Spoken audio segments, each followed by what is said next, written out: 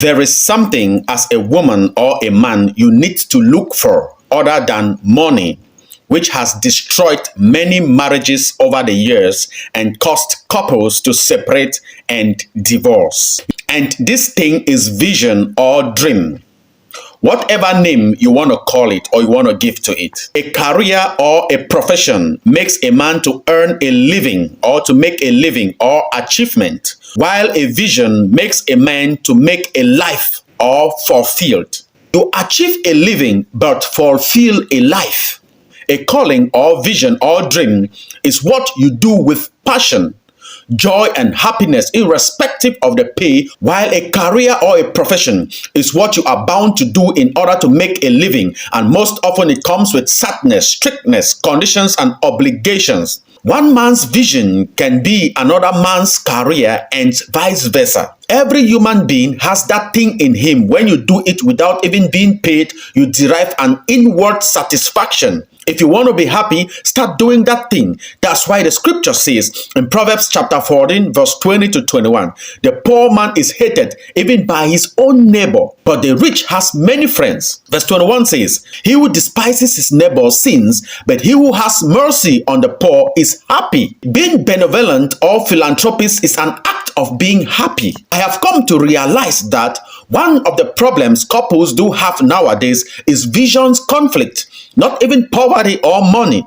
It's visions conflict. Couples do discover who they are and what they want to become in life or future in their matrimony. This has caused a lot of argument and disagreement in marriages. Before people do get married, they discuss about a lot of things about each other, yet fail to discuss and agree on dreams and visions or careers. Can two only work if they be agreed? Mostly women will pass useless time studying how to handle the man on the bed and even attend online classes from those who have used money to get their life partners, hold and keep their men, yet pretending on social media that they are sex expert. Some of the gullible women, as gullibility is embedded in the woman's genome, they will adhere to that. Women, please listen to this. A woman with vision don't need to entice the man with sex or with her body. A man can't skip a woman that he doesn't respect, value, appreciate, or honor. Many women have discovered their talent, career, vision, and dreams in their marriages, and this has caused many divorce cases and strifes in the marriages,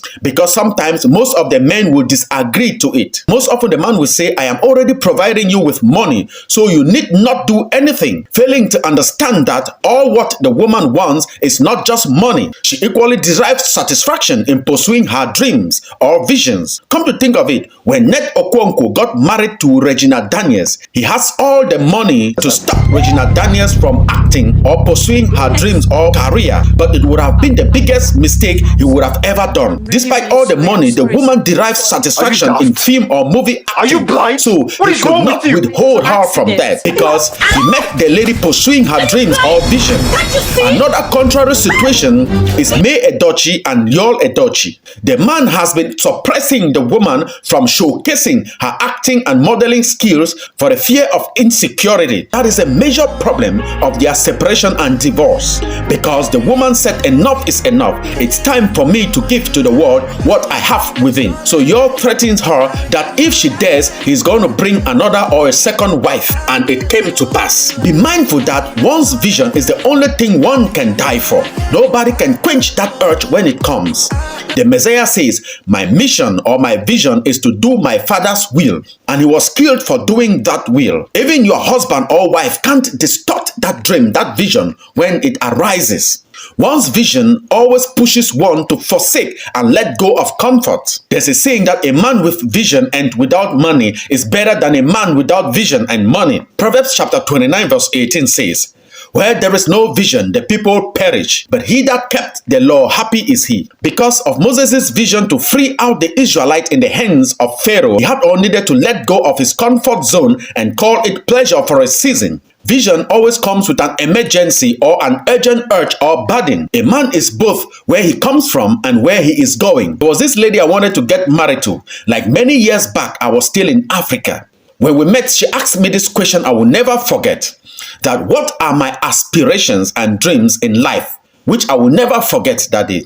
This question seems so simple but very profound, which I will advise every man or woman to ask the partner before getting married to the partner. This has nothing to do with career or profession, please. It has everything to do with one's views about life and contribution to humanity. You see, be rest assured that many people will be unable to answer this question.